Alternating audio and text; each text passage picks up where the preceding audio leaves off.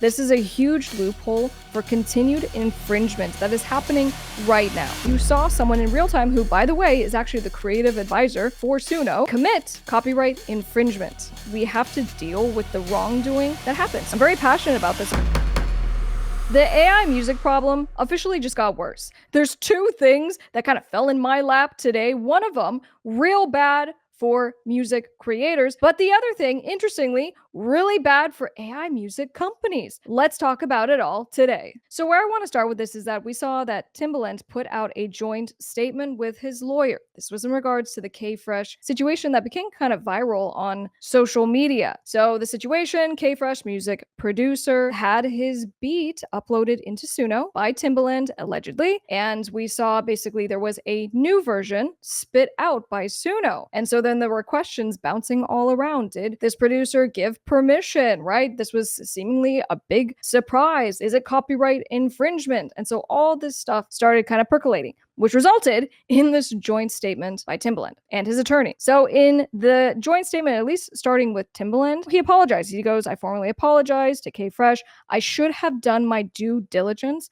before using the song." And I said, "Are you kidding me?" This was the entire reason why Suno got sued by the major record labels a year ago. And it was because there was an allegation that Suno was using other people's music without authorization, feeding it into its AI, not paying anyone anything. So we literally saw in real time what these allegations were by Timbaland. And so these lawsuits had been filed not just by the major record labels against Suno and Udio, but we, my office with a class action law firm, we joined up to also file lawsuits on behalf of independent music creators for the exact same thing. So back to Timbaland. We see this happen. We go, okay, there was significant outrage to this, understandably so. And my reaction to this actually in part was to what the lawyer for Timbaland had to say in her statement, because she goes, well, look, what Timbaland did in remixing on Suno's platform was a violation of the terms of service for Suno,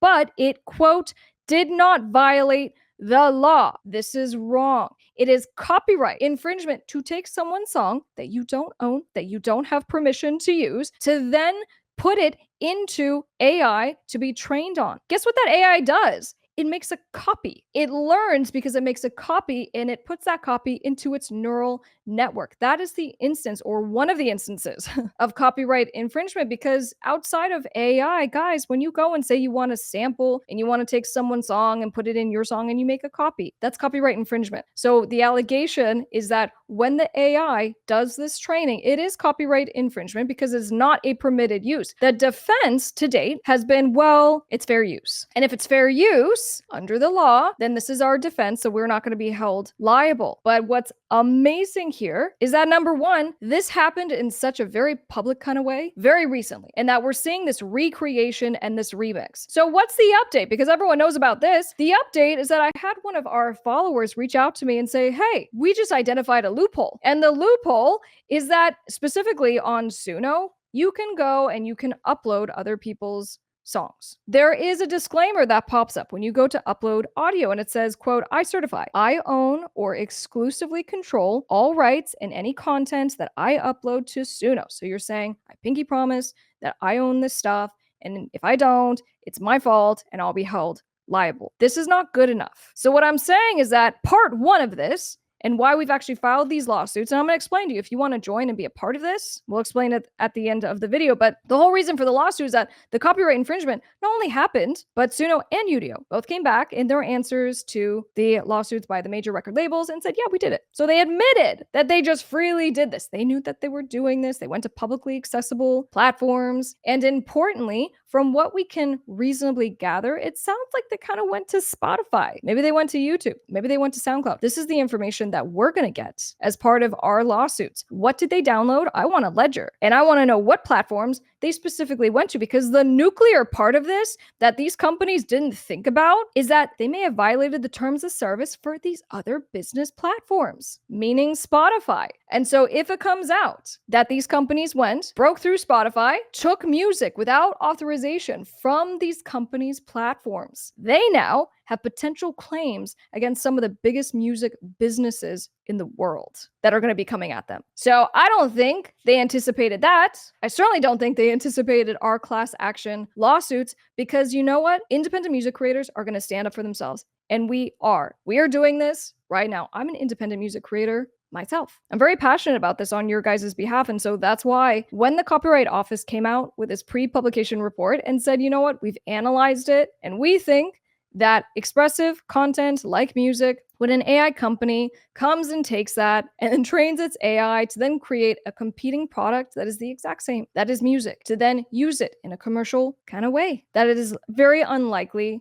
fair use. So understanding that potentially these companies' entire argument has now been blown up by the most influential agency when it comes to copyright issues, that's really helpful. And that was very persuasive for me in deciding to bring these class action lawsuits. But we have now had at least one court ruling that is consistent with this analysis. So as we're looking at this, we go, okay, basically, what's this loophole that we've just been alerted to? And actually, I'm going to do my very best, but this is on a live stream right now. I'm going to do my very best to help this person remain anonymous. I don't want to get them into trouble. I am going to play a portion of what they were able to get Suno to do. So it's this whole, if you upload something, you say, I want you to remix my song, and I want you to remix the song, but what if it's Lady Gaga's Paparazzi song? Can we get it to remix that? Well, let's take a look and see.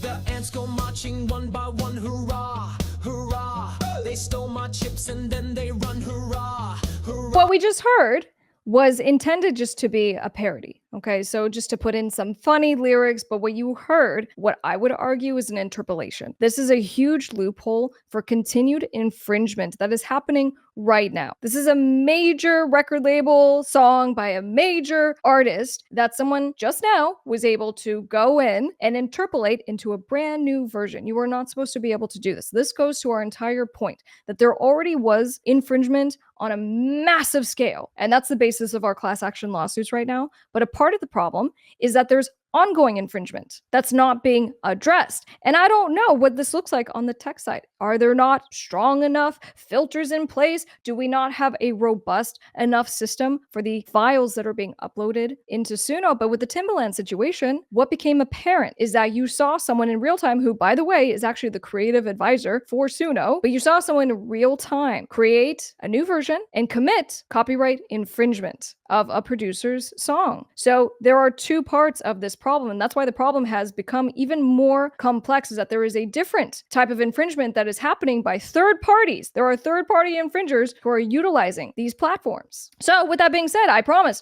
as far as if you want to get involved with this to join the fight, this is such a moment in music industry history because things are changing and there has to be a coming together to figure this out so that AI and its use in the creation of music, and there can be a coexistence. We're working towards that future. But right now, we have to deal with the wrongdoing that happens. So if you want to be involved, you can go to indieailawsuit.com and get involved in one of two ways. One, you can become a plaintiff. You can actually join these class action lawsuits, and we show you how to do that. Or two, if you are, let's say, a family member, a friend of someone who is a music creator, or you just want to support this, just get on our email list. You can be a part of the open letter that we're writing. You can be a part of everything that happens in these cases, including just to actually receive updates. So in order to get this word out, it's really up to you guys. So I hope you will share this out to at least one person. I'm Top Music Attorney, and I'll see you guys on the next one.